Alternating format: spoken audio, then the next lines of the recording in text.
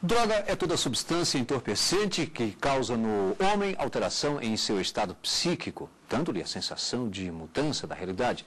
Por convenção legal, no Brasil, algumas são toleradas socialmente e outras não, definitivamente. O uso das drogas no tratamento de doenças, a descriminalização e a liberdade de expressão são os assuntos que o fórum de hoje vai discutir. Bom, para falar sobre o combate às drogas, eu recebo o presidente da Comissão Penal de Direitos Humanos da OAB da Seccional Distrito Federal, Ricardo Freire Vasconcelos, e o defensor público Rodrigo Alencastro. Quero aqui agradecer aos senhores pela presença para tratar deste tema e convidá-los já para assistir uma matéria, uma reportagem feita pela nossa equipe que trata justamente deste assunto. Vamos ver. Segundo o Centro de Estudos de Criminalidade e Segurança da Universidade de Minas Gerais, o tráfico de drogas no Brasil movimenta mais de R$1 bilhão por ano. O problema do uso indevido de drogas, verificada nas últimas décadas, ganhou proporções tão graves que hoje é um desafio da saúde pública no país. A descriminalização do uso de maconha como forma de diferenciar o traficante do viciado vem ganhando destaque no país e dividindo opiniões. Eu sou definitivamente contra a legalização das drogas no Brasil neste momento. Pode ser que num outro momento haja condições para isso, mas no momento, considerando o contexto socioeconômico e cultural, não há condições para você liberar o uso da maconha ou de qualquer outra droga. Eu acho que ela deve sim ser legalizada, passando primeiro por um processo de descriminalização e depois a regulamentação que vai trazer a legalização, porque a maconha ela tem que deixar de ser tratada como uma questão só de segurança pública e ser tratada como uma questão de saúde pública. Ou seja, ela tem que sair da mão do tráfico, né, sair de um sustento do tráfico e começar a ser tratada como uma questão de Estado, até para tirar os proveitos econômicos, os proveitos medicinais que ela pode oferecer e além de também legalizar o uso recreativo, religioso, né, individual de cada um. O tema está ganhando as ruas. No último dia 13, em Brasília, a Marcha da Maconha reuniu quase 2.000 pessoas e foi até o Congresso Nacional em favor da descriminalização do uso da droga. Em 2008 e 2009, algumas cidades do país foram impedidas por decisão judicial de realizar essas manifestações com a alegação de que seria apologia ao uso de drogas. Independente da opinião sobre a legalização, o assunto deve ser bem discutido. Em vez de você brigar pela legalização da maconha, vá brigar para que as pessoas não passem fome, não morem nas ruas, para que o sistema de saúde não seja tão precário, tão caótico, para que as misérias humanas sejam menores. Então, resolvido todo esse contexto social desfavorável, aí as pessoas podem se dar ao direito de pensar em defender algo mais voltado para o próprio prazer. O Brasil hoje, na verdade, ele está muito atrás no debate, porque ele não se discute sobre a legalização ou não da maconha. Se discute sobre a legalidade de debater ou não debater a maconha.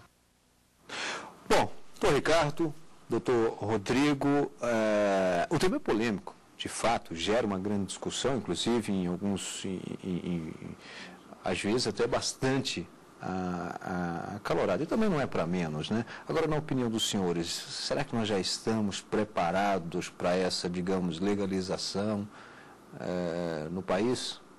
Ou ainda precisa passar por um longo período aí de análise? Olha, na posição da Ordem dos Advogados no Brasil, nós entendemos que a legalização das drogas precisa ser analisado profundamente e, nesse caso, nós não podemos falar de uma amplitude de legalização de drogas. E o que está em tema em si não seria, vamos dizer, legalização de drogas. A OAB é totalmente contra o uso de drogas ilícitas, até porque o próprio nome diz, são drogas ilícitas. Nós possuímos drogas, são medicamentos, né? São utilizados livremente se são legais. Agora, drogas ilícitas e essa situação que se tem no país não há nenhuma amplitude de utilização ou de defesa de drogas ilícitas. O que ocorre, por exemplo, na legislação criminal é o caso de uma despenalização. Nós não temos pena aplicada a uma pessoa que usa a droga ilícita, ou seja, psicotrópicos, entorpecentes, seja o que for. O usuário, ele não é penalizado. Isso não significa que não há crime, certo? Ele não é aplicada uma pena restritiva de liberdade, por exemplo, certo? É aplicado, sim, uma sanção moral, vai a um juiz, ele responde a uma ação criminal por aquele fato, porque aquilo não deixou de ser crime. Ele apenas não é apenado como uma situação, porque o delito dele é um delito de um potencial ofensivo, no qual o problema social e o que a penalidade dele pessoal, que seria o uso e o vício naquele produto, é muito maior do que colocá-lo encarcerado.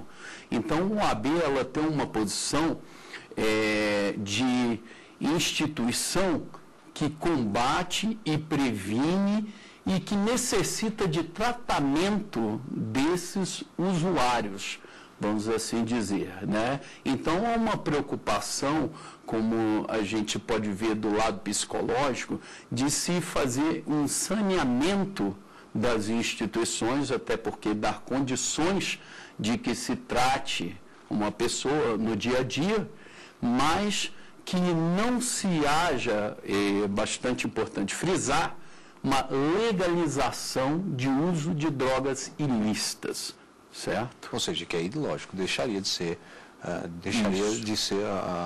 a ilicitude do fato. Bom, doutor Rodrigo, e a opinião do senhor a respeito desse debate? Pois é, o tema realmente, como você falou, Rimac, é extremamente polêmico, né, e suscita debates acalorados, né, de parte a parte, cada um defendendo o seu ponto de vista, né. Mas nós podemos observar que a legislação penal já vem sendo atualizada no decurso do tempo, né. Recentemente, em 2003, tivemos uma alteração profunda na legislação aplicável, né, ao usuário de drogas, que afastou a possibilidade que houvesse, como falou o doutor Ricardo, que houvesse punição com restrição de liberdade ao usuário, não só de maconha ou de qualquer droga tida por ilícita, né? Então, hoje esse tema é tratado no âmbito da justiça criminal como uma questão de saúde pública, né? O usuário tem direito a ser submetido a um tratamento, a participar de palestras, programas de recuperação de pessoas que sejam viciadas eventualmente e com isso, em muitos casos, nós temos observado na nossa prática diária que tem sido suficiente para reduzir alguns problemas, né, de pessoas com o uso, né, na verdade até com o abuso, né, da utilização das drogas ilícitas, né? Então, ao contrário da legislação anterior, que era de 1976 e que essa sim impunha a possibilidade de prisão, né, de pena restritiva de liberdade para o usuário, a legislação de 2003 veio reduzir, despenalizar, né, essas consequências, né, legais, com a possibilidade do tratamento. E hoje nós temos aí em voga o debate que eu acho que é salutar, é extremamente benéfico, que exista sim, para que a nossa sociedade decida se estamos preparados para descriminalizar totalmente, né? Ou seja, o eventual uso da droga, no caso a maconha, que está sendo objeto dessa liberação, né, não seja mais submetido a qualquer procedimento policial ou no âmbito do Poder Judiciário, e totalmente tratado no âmbito da saúde pública, né? Essa me parece que é a proposta e é um debate que a sociedade deve travar para chegarmos a um consenso. Talvez, na verdade, o que haveria nessa proposta, inclusive, até pegando como exemplo outros países, é que, não necessariamente, mas vamos aqui, talvez seria, por exemplo, em um determinado local, às vezes, por exemplo, dentro de casa, dentro de uma residência, e não na rua. Talvez seriam algumas formas de legalizar, mas dentro de um certo controle, né? Até mesmo nesse sentido. Mas eu queria voltar num ponto que você abordou, que é justamente o crime e pena. Aliás, vocês dois. Não há a descriminalização, houve, na verdade, uma despenalização. Mas não é uma despenalização também total, a pessoa não vai sofrer nada, né? Na verdade, tem uma sanção seria o termo administrativo, alguma coisa mais ou menos desse tipo, por exemplo, é uma pena alternativa, não há? Ou talvez um tratamento, e aí passa... Existe, na verdade, hoje, a legislação prevê o registro do fato, né, da ocorrência na delegacia de polícia competente e vai haver um termo circunstanciado que será remetido ao Poder Judiciário, ou seja, existe ainda o processo de natureza penal, né, de natureza criminal. Mas a legislação foi alterada para que a pessoa, ainda que venha a ser condenada por esse delito, ela seja submetida apenas a uma admoestação, um alerta, né, do prejuízo que as drogas podem trazer para o seu organismo, né? E a regra geral, a prática diária que nós estamos vivenciando é que as pessoas têm tido acesso, têm tido a oportunidade de se submeter a esse acompanhamento psicoterápico, a institutos penais, né, como o da transação penal, em que, para evitar o andamento daquele processo de natureza criminal, a pessoa autuada pode concordar em fazer esse acompanhamento, né, participar de palestras, de cursos, até de acompanhamento psicoterápico, se for o caso, né, e tudo isso definido de comum acordo entre o representante do Ministério Público, o magistrado e principalmente com a concordância da própria pessoa, né, em participar desses programas. Agora, Ricardo, como é que fica, por exemplo, numa situação como essa, deve ser a dúvida de muitas pessoas, com relação num primeiro momento foi pego ali com baseado e vem essas sanções, digamos assim. Mas como é que a lei trata a reincidência? Olha, nesse caso é tratado, como o eminente defensor público falou, como um problema de saúde pública, né?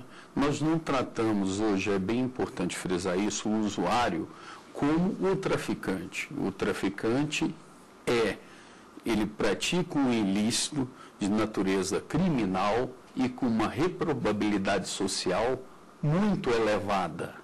Por quê? Porque ele provoca o problema público, de saúde pública, que é o vício, que é um grande problema e é um problema que a OAB está em cima e está combatendo de forma muito incisiva. Nós temos vários programas hoje e temos vários projetos que estamos participando, que depois eu gostaria de falar com maior detalhe sobre as nossas cartilhas, sobre bullying, sobre pedofilia e principalmente sobre essas drogas altamente destrutivas e que matam em pouquíssimo tempo, que seria o crack e seu subproduto muito piorado, que seria o oxi.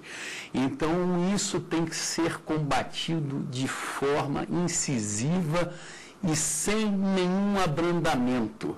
Agora, o usuário que já está sendo apenado por esse fato, esse usuário é tratado por uma forma social.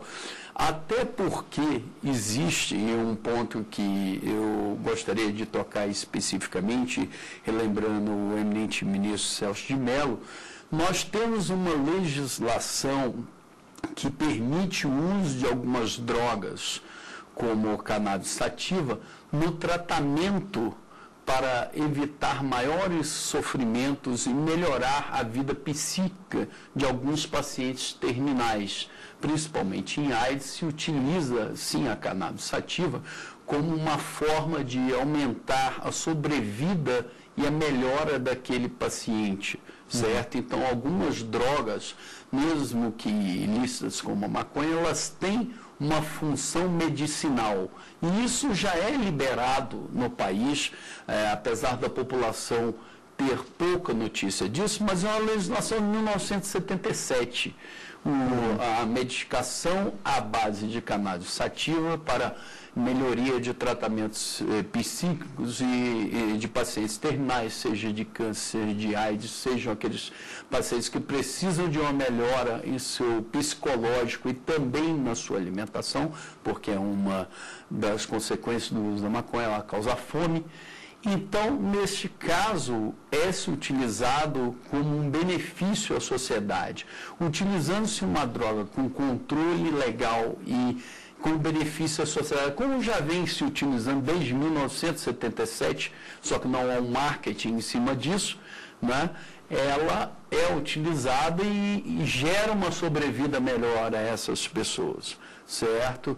Então, não seria a busca de uma legalização no sentido do amplo uso sem uma fundamentação, e é bem importante frisar, porque o voto de eminentes ministros tem esse significado social, tem esse significado de tratamento e de saúde pública, com utilização terápica, utilização em situações que você não verifica algo nocivo à sociedade. E é exatamente assim que deve ser tratado um usuário. Independente de uso uma vez ou outra, há necessidade de tratá-lo como uma situação de problema de saúde pública. E não para recreação. É um fato que você tem que estipular pesos, checks and balances, como se diz no direito, no common law americano, pesos e medidas, sobrepesos. Aquilo que é como qualquer direito constitucional que está no artigo 5º, ele não é absoluto. Você tem que sobrepesar aquilo que é mais benéfico à sociedade. Certo. Bem, nós vamos fazer aqui um rápido intervalo no programa Fórum. O tema de hoje é combate às drogas. Lembro que você pode participar por meio do endereço eletrônico fórum@stf.jus.br. Até já.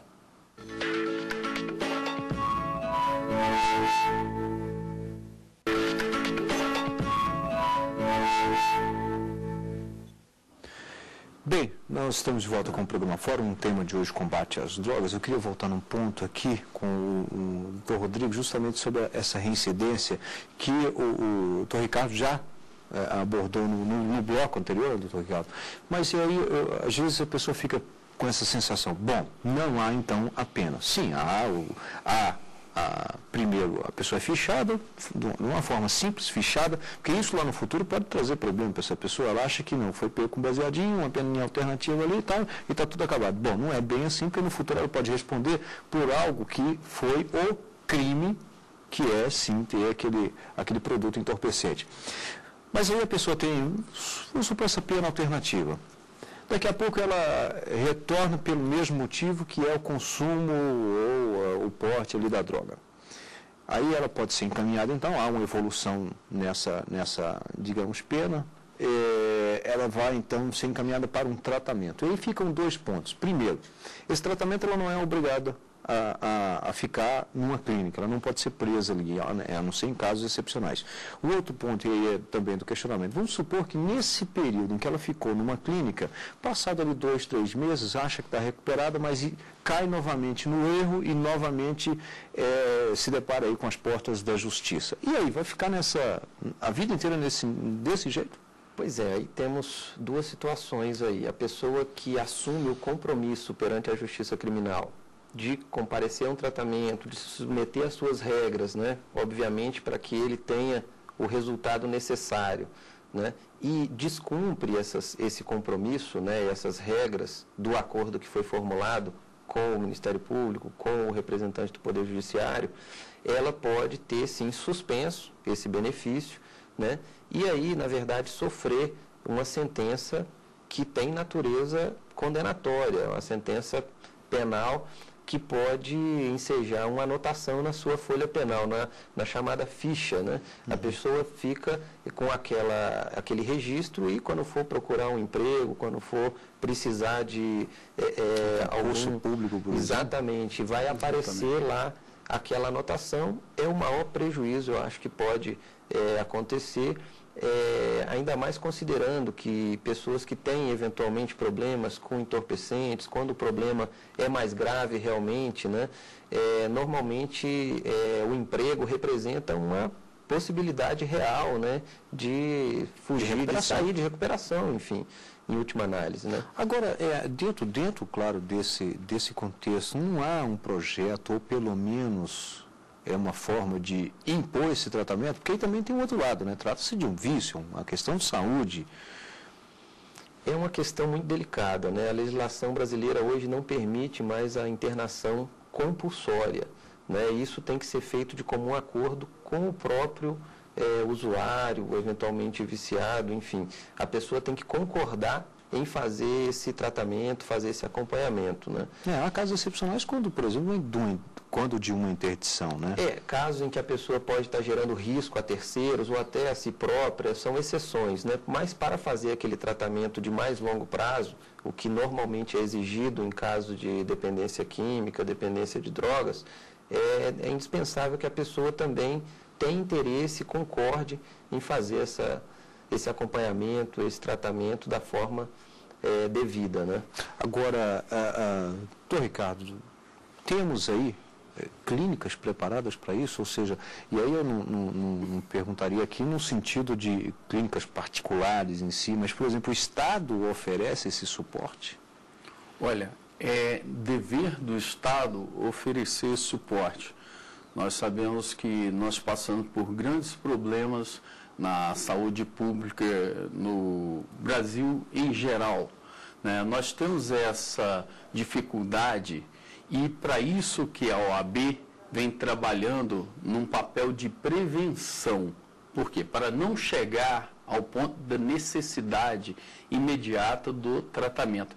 Então, nós temos trabalhado num trabalho de prevenção que é melhor, porque, para ser bem franco e direto com o telespectador, o viciado em Oxy, por exemplo, que é um subproduto muito piorado do crack, ele não dura um mês. Ele morre em semanas. Porque essa droga é altissimamente destrutiva. As pessoas não têm ideia da destruição que é o chamado Oxy.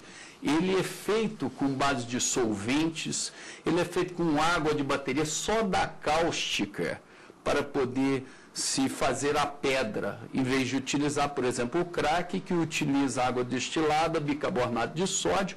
Então, nesse caso, ela fica mais branquinha, a pedra, mas ela tem uma concentração menor de cocaína. A pedra do Oxy, ela é praticamente 80% de cocaína. O resto é o solvente que utilizou, que foi aquecido para transformar em pedra. O que ocorre? Esse solvente entra no organismo e causa úlceras, tanto nas vias respiratórias quanto nas vias alimentares. Então, aquela pessoa não consegue se alimentar porque ela espelha automaticamente todo o bolo alimentar. Ela não consegue beber nada porque o que passa não consegue ser digerido. Então, gera diarreias, vômitos. Ela não consegue se alimentar, se continua, porque a droga ela tem um efeito de 5 minutos de auto-êxtase, muito maior do que a cocaína e do que o próprio crack, vamos assim dizer. O Oxy não é uma droga, pelo Instituto Criminalística, dito como droga em si, ele é subproduto e muito piorado do crack, né? Então, por que eu volto a frisar isso? Não é o tratamento do viciado em Oxy que vai dar certo, porque ele morre. Ele morre porque ele ficou viciado naquela droga, não há tratamento para ele. O tratamento vai ser a morte. Então, por isso que nós estamos batendo na prevenção, e eu faço um apelo aqui social, porque a OAB está buscando uma coisa inédita. Nós estamos querendo distribuir no Distrito Federal cerca de 1 milhão de cartilhas sobre o crack e sobre o Oxy para mostrar o malefício disso. E não é só uma cartilha voltada às crianças, porque é uma prevenção para que elas saibam quem é o traficante, identifiquem como é o traficante, como ele aborda, uma para aquele possível futuro, tomara que não seja o usuário, né? E a terceira que seria para uma melhoria nos tratamentos, porque o tratamento nós dependemos da saúde pública, nós dependemos de orçamento público, e isso é complicado, isso passa por uma legislação, uma burocracia muito grande orçamentária, então nós queremos parcerias para que essa prevenção e que chegue de uma forma como a TV Justiça está fazendo aqui. Nós queremos essa prevenção para as pessoas terem notícia do que é essa droga destrutiva, porque ela é muito barata, ela não está hoje, vamos assim colocar, no âmbito da classe social alta, ela está na classe pobre, na classe CD. Então é oferecida a pedra a R$2, R$1, para que vicie aquela pessoa. Vai perguntar para aquele traficante que é milionário se algum filho dele usa droga. Ele reprime o filho de uma forma muito pior do que uma penalidade criminal. Pode ter certeza que o filho de traficante não usa droga e que o traficante não usa droga, porque ele sabe o malefício que é aquilo. Ele só quer encher o bolso dele.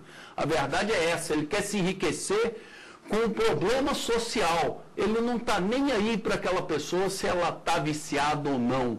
Então, isso é um trabalho, sim, da Comissão de Direitos Humanos para acabar essa cartilha vai ser distribuída nas escolas? Certo, nas escolas nós vamos fazer o projeto, se tivermos possibilidade de fazer até no fim de nossa gestão e continuar a gestão que vem, se formos nós e outros colegas se forem, não interessa, o que interessa é o trabalho preventivo que nós temos que fazer e de forma incisiva mostrar que essa droga é altamente destrutiva, e hoje já temos aí dos derivados de crack e oxi e de seus derivados, 600 mil viciados em um ano no país.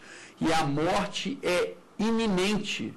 Essa pessoa que usa essa droga altamente destrutiva, que é o oxi, ela não consegue se alimentar. E se ela utiliza de novo, de 4 a 5 dias ela morre, porque não consegue se alimentar. O corpo rejeita o alimento. Então é seríssimo você ingerir soda cáustica, água de bateria.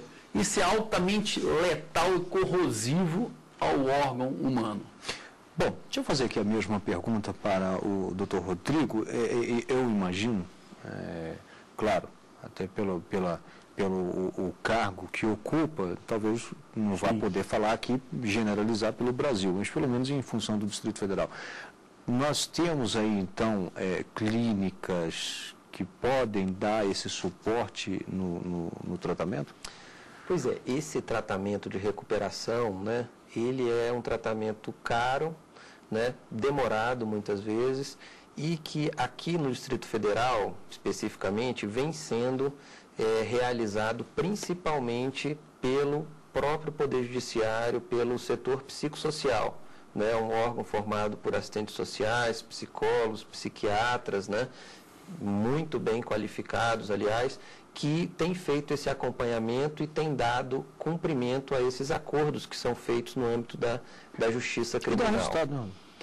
Tem dado resultado em muitos casos, né? Muitos, é até gratificante, né? E receber algumas pessoas que passam por esse acompanhamento e tem resultado positivo, né? E deixam de utilizar a droga, deixam de viver naquela situação de desarmonia pessoal, familiar, né? Que a droga costuma trazer, né? E muitos, como eu te falei, em muitos casos dá resultado sim, né? Agora, existem também outras clínicas que têm convênios com o poder público, mas nós observamos que ainda é um número muito aquém daquele necessário para dar conta de toda essa demanda, né? Como o Dr. Ricardo falou, o resultado dessa utilização de drogas, principalmente as mais nocivas, né? Crack, oxi, que hoje surge por aí, é muito drástico, né? A devastação que ela causa no organismo é muito grande. E o número de pessoas também usuárias tem aumentado num número muito rapidamente, né? Então, o que nós temos visto é que essas clínicas, esses centros de tratamento, infelizmente não têm dado conta de receber todas as pessoas que precisam, né? Que até buscam muitas vezes esse tratamento, esse recurso. Exatamente. Bom, na verdade, eu imagino aqui, fica clara a situação da clínica particular, que, por exemplo, talvez a pessoa que tem ali um poder aquisitivo, quer que o filho faça um tratamento, ou ele mesmo, aí tá fácil, está explicado, faça o que eu digo na questão, né, vai pagar e tal, vai ter ali o tratamento. Mas com relação a pessoas que não têm esse recurso, e aí são deparadas com essa situação lá mesmo no tribunal, e há essa proposta, aí já entra a defensoria e tal. Isso. A clínica em si, ela recebe um incentivo ou do executivo ou do próprio judiciário para que tenha ali, então, possa receber aquele cidadão que teve problemas e que aí está em busca da recuperação? Pois o que existem convênios entre a rede pública de saúde e algumas clínicas, né? Mas a maior parte delas ou são particulares ou tem algum caráter religioso, né? São pessoas que fazem o trabalho com essa de forma missionários, enfim, né? Que fazem esse trabalho de forma muitas vezes gratuita. Vale aqui frisar, inclusive, que não é apenas a religião católica, mas os evangélicos, eu digo religiosos, né? Em geral, claro. Exatamente. Todas as religiões, né? Eu digo, tem um fundo religioso normalmente, né? De caráter espiritual. As pessoas que lá estão prestando esse serviço o fazem com base em doações, etc. E muitas vezes não cobram nada das pessoas que precisam, né, desse tratamento. Há uma nesse convênio, há esses convênios, há uma contrapartida para as clínicas. Você está me falando que aí tem por meio do sistema de saúde. Do sistema de saúde, mas é um número extremamente reduzido. Por exemplo, eu posso falar do meu ofício, né, diário. Em regra, não encaminhamos pessoas para internação, né, em clínicas que dependam do poder público para a sua, né, manutenção, digamos assim, né? Esse tratamento, em regra, e a Defensoria Pública opina ou concorda com a realização desse acompanhamento, na maioria das vezes tem sido feito pelo próprio Poder Judiciário por intermédio do seu setor psicossocial, né?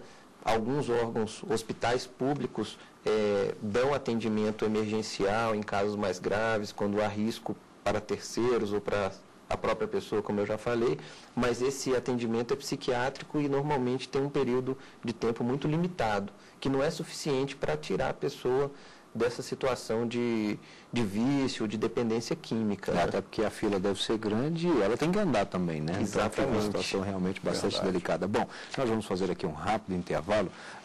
Já estaremos de volta com o programa Fórum. O tema de hoje, combate às drogas. Lembro que você pode participar do programa enviando a sua sugestão para o endereço eletrônico forum@stf.jus.br.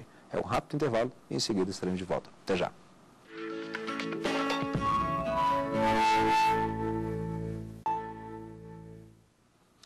De volta com o programa Fórum, tema de hoje, combate às drogas. Ricardo, vou voltar aqui num ponto que nós já discutimos sobre ele, mas que eu até entendo que ele também causa uma certa polêmica, que é o seguinte: nós temos aí a despenalização. Por um outro lado, nós temos, ainda é um crime, né? O porte, né? A posse, a pessoa quando está ali consumindo a droga, ainda ela é criminalizada. Mas o que acontece? Há uma grande discussão sobre, se não há pena, também não deveria ser crime.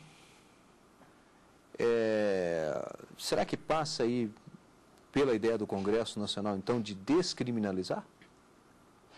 Olha, no entendimento criminal, se utilizam várias teorias para se verificar a consequência de uma utilização de uma pena restritiva de liberdade. Por que eu falo isso? Um delito, ele não deixa de ser um delito quando ele é criminalizado. Ele é um delito, ele é um fato típico, ilícito e antijurídico. Ele é um delito, ele é um crime. E é o caso. Só porque não tem usuário pena, não só não tem a pena. Por quê? Porque a pena ela tem funções preventivas, funções educativas e repressivas. Como já abordado anteriormente, o usuário, vamos assim dizer, ele já está sendo apenado socialmente pela sua condição e pela sua marginalização pessoal e psicológica. Ele já tem essa pena, porque a pena ela tem uma função, retribuição de pedagógica, né? A pessoa ser apenada naquele sentido, duramente, para que ele não venha a cometer novamente. O usuário, ele tem que ser tratado para que ele não venha a reincidir, certo? O que ocorre? Portanto, utilizando-se as teorias do direito penal, por exemplo, da adequação social, nós não podemos penalizar aquela pessoa que já está sendo penalizada dessa forma. Entendi. E esse fato, ele é reprovável socialmente, sim, mas o usuário, indiretamente, como alguns defendem, que ele deveria ter uma pena, por exemplo, ele estaria contribuindo ao tráfico. Esse não é o entendido. O entendido é que o problema social tem que ser resolvido. E a legalização, nesse sentido, não auxilia nisso também.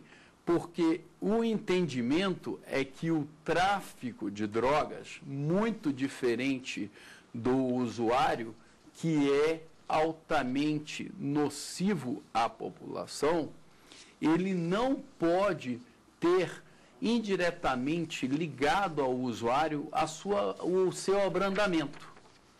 Portanto, eu não posso, e isso é muito específico e claro em estudos de Luiz Flávio Gomes e das próprias decisões do Supremo Tribunal Federal, inclusive quanto às últimas decisões, dizendo que não há uma descriminalização da utilização ou liberdade de uso da maconha e de outras substâncias. Nós estamos falando de um problema social. Nós não podemos atuar na parte criminal dessa, porque há um reflexo no tráfico. Se você libera aqui, você pode liberar. A situação do traficante é abrandada.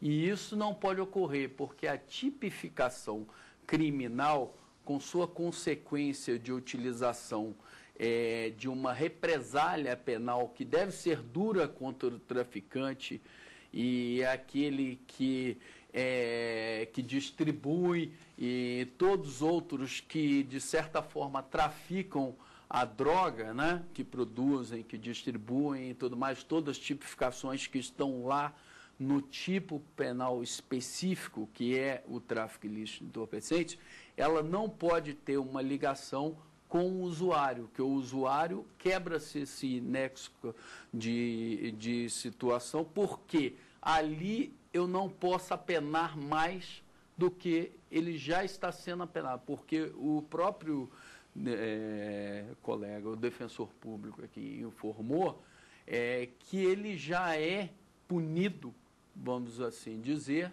né? E você tem os institutos dos benefícios penais que são oferecidos para que aquela pessoa se ressocialize, diferente do traficante reincidente.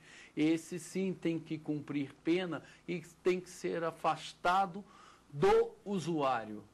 O usuário tem que ser tratado como uma saúde pública. O usuário tem que ser tratado pelo governo, pelas entidades como a OAB, proteger aquele cidadão para que ele não venha a utilizar mais e que não venha novamente a reincidir nessa situação. Agora, o traficante não. Portanto, você tem uma diferença de penalização, certo? Esse delito é um delito de alto potencial ofensivo, gera problema social altíssimo grau. Esse outro delito é um delito de pequeno potencial ofensivo, que é consequência desse daqui.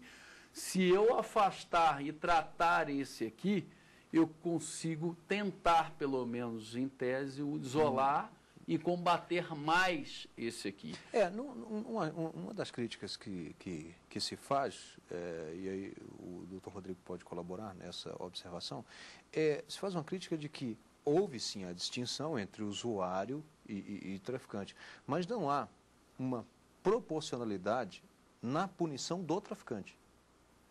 Ou seja, alguns entendem que deveria ser uma pena mais rígida para... Pois é, na última alteração legislativa que nós tivemos, no ano de 2003, a situação do traficante, do tráfico, a guarda em depósito, né, a pena foi aumentada significativamente. Né? Ao mesmo tempo em que o usuário foi tratado de forma mais amena, de forma mais branda, o traficante teve a sua pena, né? As penas para o tráfico de entorpecentes foram ampliadas, né, de forma sensível. Né?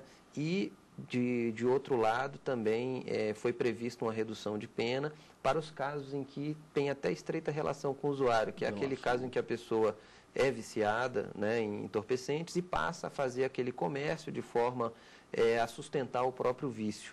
Então, é um usuário que, se estiver na condição de traficante, acaba até tendo um tratamento mais benéfico, né, ainda que com penas também razoáveis.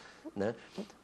Sim. Mas o fato para o tráfico de drogas, toda a legislação, acho que no mundo inteiro, é consenso que deve aumentar, né, a punição e o combate, a repressão ao tráfico ilícito de entorpecentes. Outra questão, a lei não trata da quantidade, né? A lei não trata da quantidade. Isso é um problema, até acho que evoluiu nesse ponto a legislação, porque não é só a quantidade de entorpecente que pode determinar a eventual prática de tráfico de drogas, né? É todo um contexto, né, de comercialização, de troca de valores, né, de estímulo à utilização do entorpecente, né? Então não é só a quantidade que vai determinar a capitulação do fato, né? Seja como usuário, seja como traficante, né? Isso tem que ser avaliado no contexto em que ocorre, né? Então, como o doutor Ricardo estava falando, não há dúvida que o tráfico de entorpecentes deve ser rigorosamente combatido, né? E vem sendo tratado de forma mais rígida pela legislação penal. Né? As penas foram aumentadas e todas as políticas públicas, né, são no sentido de reprimir o tráfico de entorpecentes. Né? E a discussão sobre... Ricardo, a discussão sobre liberdade de expressão, você inclusive tocou nesse assunto agora há pouco, mas aí vamos entrar. Liberdade de expressão versus apologia. Sim, apenas complementando um ponto que o eminente defensor colocou sobre a tipificação do tráfico de drogas, a habitualidade é um dos maiores pontos que se coloca, porque no caso seria, vamos assim dizer, da reincidência daquele traficante, né? Assim, vamos dizer, a habitualidade, a continuidade de se estar traficando. Isso é um dos maiores pontos que faz a tipificação e a diferenciação. Não seria a quantidade, mas sim a quantidade, ela não tem um condão específico de tipificação. Como o eminente colega falou, nós temos outras características que tipificam o ato do tráfico de drogas, né? A comercialização, a utilização econômica e principalmente a habitualidade, o ato contínuo daquilo. E isso é verificado através de investigações, através de testemunhos e denúncias. Aí se dá o ato, porque a tipificação criminal ela tem que ser enquadrada naquele tipo que está na lei. Por isso que eu voltei a frisar, um é bem repressivo e o outro é brando. Por quê? Porque a sua função social de pena, ela tem que ser diferenciada. Então, o traficante é tratado de uma forma mais rigorosa e deve ser por causa de sua consequência social. E o usuário é tratado de forma branda exatamente pelo problema social e já ser apenado por isso, pelo uso da própria droga, já está lhe causando todos esses malefícios, como eu coloquei. Colocá-lo numa cadeia não adiantaria em nada, apenas o reprimia mais psicologicamente e causaria a morte mais rápida. Não seria o papel pedagógico, né? Na verdade, exatamente, tem que ter uma função pedagógica. Já a tipificação criminal, no caso do tráfico de droga, ela é específica naqueles pontos colocados e tem uma ampla situação de tipificação, como fabricação, importação, cultivo, plantio e várias outras situações são verificadas quanto à habitualidade, comercialização e utilização. Tudo se leva à tipificação. Certo? Agora, quanto ao ponto específico da liberdade de expressão, a liberdade de expressão ela está contida no nosso artigo 5º das garantias e do cidadão, certo? As garantias constitucionais, lembrando mais um ponto que eles não são poderes absolutos, né? Há uma relatividade e proporcionalidade dos seus fatos, e isso eminentes ministros, principalmente o eminente relator Celso de Mello, ele explicou magnificamente bem. Nós temos a liberdade de expressão, que é o seu ponto de vista sobre o que você pensa e o que você quer debater. Isso, eu, como qualquer outro cidadão, eu tenho direito de expor as minhas opiniões públicas de forma pacífica, e aí já voltando a mais um artigo, mais um inciso que está, da liberdade de pensamento, está no artigo 5º, inciso 5º da Constituição. Agora, já o artigo 5º... Aí o que o grande discussão é... E a apologia, né? Fica versos, né, doutor Rodrigo? Sim, mas aí é que está. A tipificação da apologia em si, ela está diretamente no uso da sua expressão, mas buscando outra pessoa a utilizar aquele, para que aquela pessoa seja influenciada a utilizar. Diferente de eu expor aqui, por exemplo, dando um exemplo, como nós vimos uma posição de um cidadão e uma posição de uma psicóloga. Ela contra e ele a favor. Ele é a favor. Ele, ali naquele aspecto, ele não está dizendo, olha, o usuário vai ter benefício por isso, por isso, por isso, por isso, então use. Isso é apologia. Use enquanto a droga é ilícita. Se eu falar, use essa droga ilícita para esses fins e tal, eu estou cometendo uma apologia. A tipificação, ela tem que ser bem colocada. A liberdade de expressão, ela está limitada ao poder legal. A liberdade de expressão, ela é limitada pelos princípios e proporcionalidade. Então, não é uma liberação geral. O Supremo Tribunal Federal, em hipótese nenhuma, deu uma liberação geral a favor da apologia do uso de drogas. Não. O Supremo Tribunal Federal disse que aquelas pessoas, ao ponto de vista tanto do AB quanto do ponto de vista que eu coloco aqui, pessoalmente, como criminalista, da liberdade de expressão e da liberdade de se reunirem pacificamente, porque uma passeata, vamos assim dizer, ela é uma liberdade de reunião pacífica de um ponto de vista homogêneo entre aqueles participantes. O tema pode ser qualquer tema, desde que não sejam temas militares e utilização de armas e defesa de situações ilícitas, né, como, por exemplo, para fins de terrorismo e paramilitares. Então, nós temos essa liberdade. Ou a agressão a grupos Pois determinados grupos. O que, complementando aqui o que o doutor Ricardo coloca, apenas o que o Supremo Tribunal Federal garantiu, né, é a livre possibilidade de expressão do pensamento e até a crítica à legislação penal, né? E deixou bem claro que a apologia não está sendo permitida, né? Apenas a manifestação contrária ao dispositivo é muito tênue. Podemos relembrar que no passado, então, o deputado Fernando Gabeira teve que se defender com a sua imunidade parlamentar, né, de palavras, votos e opiniões, para poder defender a liberação da maconha na ocasião. Né? E hoje o Supremo Tribunal Federal só vem dizer que qualquer cidadão, né, como princípio elementar da democracia, pode dirigir crítica respeitosa, construtiva, da forma adequada, mediante reunião em praça pública, na forma correta, devida, né, a qualquer dispositivo legal e até mesmo constitucional. Né? Temos vários projetos de lei em andamento aí no Congresso Nacional e qualquer cidadão é parte legítima para entrar nesse debate, né, que é um debate relevante, né, acalorado, que vai tomar conta de vários setores sociais e é necessário que assim ocorra. Daqui a pouco vai levantar alguém e propor um referendo sobre isso, mas é uma outra história.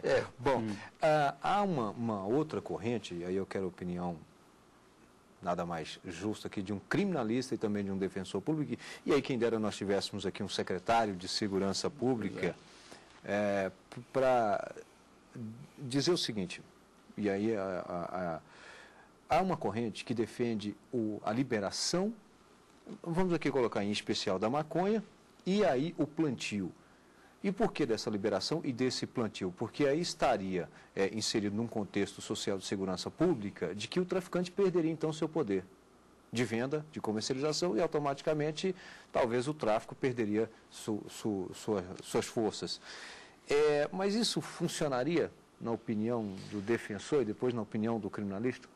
Olha, eu posso falar da experiência diária, né, em contato com a área criminal aqui no Distrito Federal, e o que nós observamos é que a raiz, a origem de muitos tipos de delito, não só tráfico de entorpecente, mas também roubos, homicídios, etc., tem origem em disputa entre traficantes, entre utilização de droga, enfim. Lamentavelmente está na raiz de muitos crimes, né? Isso até eu acho que é notório. Agora, esse argumento de que a liberação da maconha vai enfraquecer os traficantes e evitar aí uma série de embates que o Poder Executivo, as polícias têm, eu acho que deve ser analisado com muita reserva, né? Porque, primeiro, que as drogas hoje não se resumem apenas à maconha, né? Temos muitos outros tipos de droga aí que têm um poder de devastação muito maior, né? Um poder tóxico muito mais amplo, né? Então, eu acho que talvez não houvesse essa redução efetiva dos traficantes e com todo o seu poder de fogo, até desafio à autoridade constituída, né? E eu poderia ressaltar também a experiência que nós estamos acompanhando lá no Rio de Janeiro, das unidades de polícia pacificadora, né? Esse contato com a comunidade, né? De aproximar, né, a polícia e os órgãos de repressão da própria comunidade como forma de reduzir essa utilização. Então, eu particularmente digo aqui a minha opinião pessoal como defensor público, né, que é reservado eu vejo com reservas esse entendimento que a liberação da maconha poderia reduzir esse poder dos traficantes. Sua opinião?